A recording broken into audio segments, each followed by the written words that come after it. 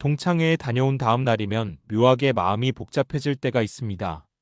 오랜만에 만난 친구들은 반갑지만 대화의 흐름이 어느 순간부터 누가 더 잘 나갔는지로 흘러가기 시작하면 공기가 조금 달라지죠. 누군가는 사업이 얼마나 커졌는지 이야기하고 누군가는 자식의 성과를 말하며 또 누군가는 부동산 이야기를 꺼냅니다. 그 자리에 앉아 있다 보면 나도 모르게 스스로를 비교하게 됩니다. 나는 지금 잘 살고 있는 걸까? 라는 질문이 조용히 마음속에 들어오죠. 그런데 이상한 건 그렇게 크게 자랑하던 사람들의 이야기가 시간이 지나도 오래 기억에 남지는 않는다는 겁니다. 오히려 말수가 적고 묵묵히 웃기만 하던 친구가 더 궁금해집니다. 그리고 나중에 알게 되죠. 그 친구가 훨씬 안정적인 삶을 살고 있다는 걸요. 여기서 흔히 말하는 시끄러운 거지 조용한 부자라는 표현이 떠오릅니다. 은퇴 준비나 은퇴 후 삶을 생각할 때 이 장면은 꽤 중요한 메시지를 던집니다.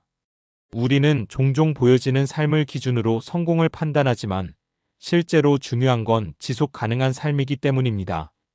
그리고 이 둘은 생각보다 많이 다릅니다. 은퇴 준비의 핵심은 단순히 돈을 많이 버는 것이 아니라 얼마나 오래 안정적으로 유지할 수 있느냐에 있습니다. 그런데 자기 자랑이 많은 사람일수록 현재의 성과를 과장하거나 소비 중심의 삶을 살 가능성이 높습니다. 반대로 조용한 사람일수록 이미 자신의 시스템을 갖추고 있을 확률이 큽니다. 이 차이는 시간이 갈수록 더 크게 벌어집니다. 첫 번째 사례를 하나 들어볼게요. 제 지인 중에 어라는 분이 있습니다. 동창회만 가면 항상 본인의 사업 이야기를 크게 합니다. 매출이 얼마고 거래처가 얼마나 늘었고 요즘 얼마나 바쁜지. 듣는 사람 입장에서는 와, 대단하다 싶죠. 그런데 몇 년 뒤 사업이 흔들리기 시작하자 상황이 급격히 나빠졌습니다. 이유를 들어보니 매출은 컸지만 순이익이 적었고 고정비와 대출이 많았던 겁니다. 겉으로 보이는 규모에 집중하다 보니 실제 체력은 약했던 거죠. 결국 그는 은퇴 준비는커녕 다시 생계를 걱정해야 하는 상황이 됐습니다. 두 번째 사례는 정반대입니다. B라는 분은 늘 조용합니다. 동창회에서도 별다른 이야기를 하지 않아요. 그냥 먹고 살만하지 뭐 정도로 웃어넘깁니다. 그런데 우연히 알게 된 사실은 이분은 이미 50대 초반에 경제적 기반을 거의 다 만들어 놓았다는 겁니다. 월세 수입이 꾸준히 들어오고 지출은 철저히 관리하고 있었죠. 화려하게 보이지는 않지만 이미 일하지 않아도 되는 구조를 만들어 놓은 상태였습니다. 이분은 은퇴를 언젠가 해야 할 일이 아니라 이미 준비된 상태로 받아들이고 있었습니다. 세 번째 사례는 조금 현실적인 이야기입니다. C라는 분은 중간 정도의 삶을 살고 있습니다. 특별히 자랑할 것도 그렇다고 크게 부족한 것도 없는 상태죠. 그런데 이분의 특징은 남과 비교하지 않는다는 점입니다. 동창회에서 누가 무엇을 이야기하든 크게 흔들리지 않습니다. 대신 자신의 목표를 명확히 가지고 있습니다. 매달 일정 금액을 저축하고 투자도 무리하지 않는 선에서 꾸준히 합니다.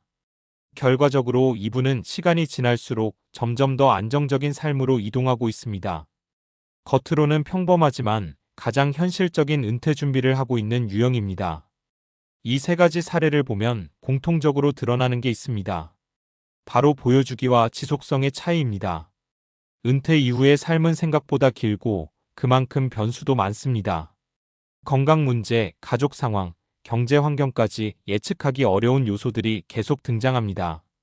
이때 중요한 건 순간의 성과가 아니라 어떤 상황에서도 버틸 수 있는 구조입니다. 그런데 자기자랑 중심의 삶은 대부분 이 구조를 약하게 만듭니다. 왜냐하면 타인의 시선을 의식하게 되고 그에 맞춰 소비하거나 선택을 하기 때문입니다. 반대로 조용한 부자들은 공통적으로 자기 기준이 명확합니다. 남에게 보여주기 위한 소비를 줄이고 자신에게 필요한 것에만 집중합니다.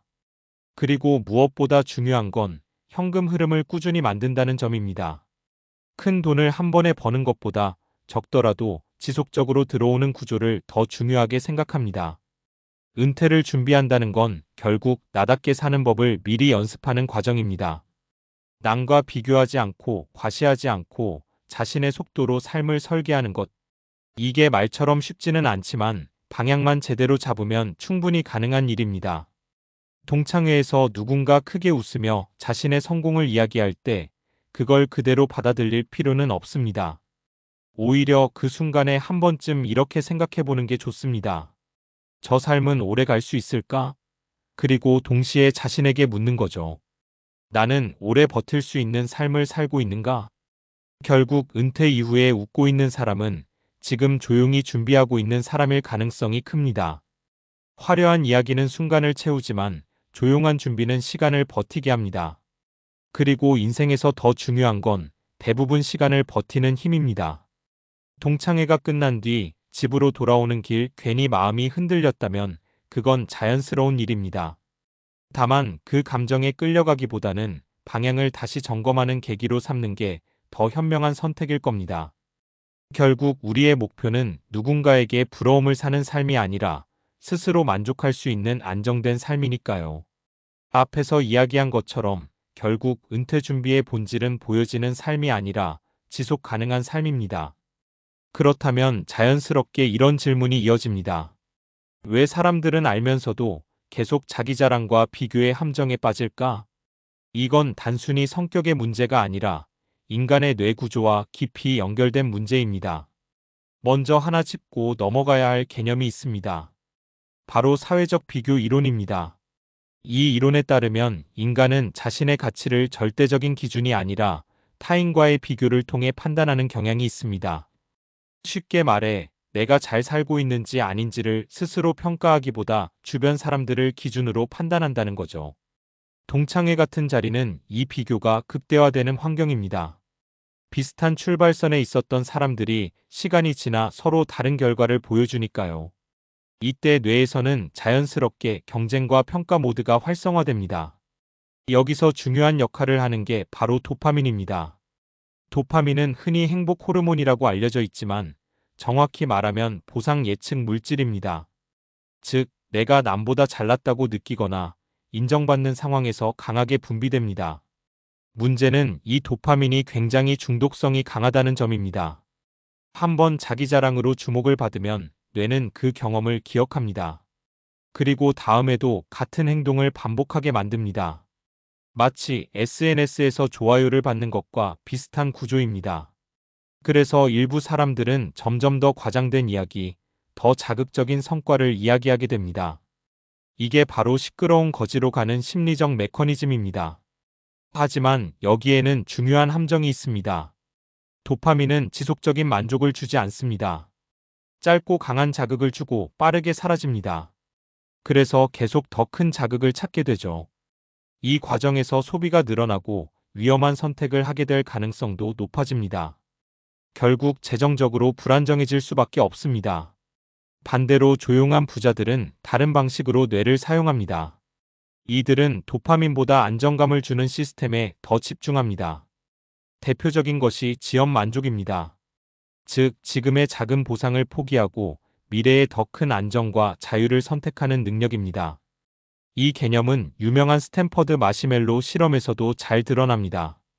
어린아이들에게 마시멜로를 하나 주고 일정 시간을 참으면 하나를 더 주겠다고 했을 때 기다린 아이들이 이후 학업 성취나 사회적 안정성이 더 높았다는 결과가 나왔죠. 이건 단순한 인내심의 문제가 아니라 장기적인 선택을 할 수 있는 뇌의 습관과 관련이 있습니다. 은퇴 준비도 똑같습니다.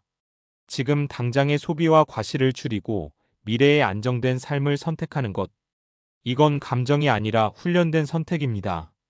그리고 이 선택이 반복되면 뇌의 구조 자체가 바뀝니다. 실제로 신경과학에서는 이를 신경가소성이라고 부릅니다. 우리가 어떤 행동을 반복하느냐에 따라 뇌의 회로가 강화된다는 개념입니다. 즉, 조용히 축적하는 삶을 계속 살다 보면 점점 그런 선택이 더 쉬워지고 자연스러워집니다. 여기서 한 가지 더 중요한 과학적 사실이 있습니다. 사람은 생각보다 미래를 잘 예측하지 못합니다. 이를 쾌락 적응이라고 합니다. 큰 성공이나 큰 돈을 벌어도 그 행복감은 오래가지 않습니다. 금방 익숙해지고 다시 새로운 자극을 찾게 됩니다. 그래서 더 많이 벌면 더 행복해질 것이라는 생각은 절반만 맞는 이야기입니다. 일정 수준까지는 맞지만 그 이후에는 오히려 안정성과 통제감이 더 중요한 요소가 됩니다. 은퇴 이후의 삶을 떠올려 보면 이게 더 분명해집니다.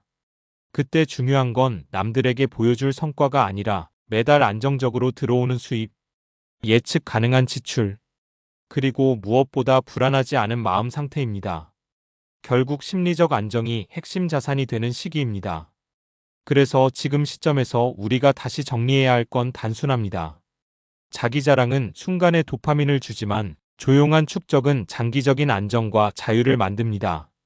그리고 인간의 뇌는 기본적으로 전자를 더 쉽게 선택하도록 설계되어 있습니다. 그렇기 때문에 후자를 선택하는 사람은 의식적인 노력이 필요하고 그래서 더 희소한 겁니다. 동창회에서 느꼈던 그 미묘한 감정, 나는 지금 괜찮은 걸까? 라는 질문은 사실 굉장히 중요한 신호입니다. 그 질문을 비교로 풀어내면 불안이 커지고 구조로 풀어내면 방향이 보입니다. 나는 지금 도파민을 쫓고 있는가? 아니면 지속 가능한 시스템을 만들고 있는가? 이 질문에 대한 답이 은퇴 이후의 삶의 질을 거의 결정한다고 봐도 과장이 아닙니다.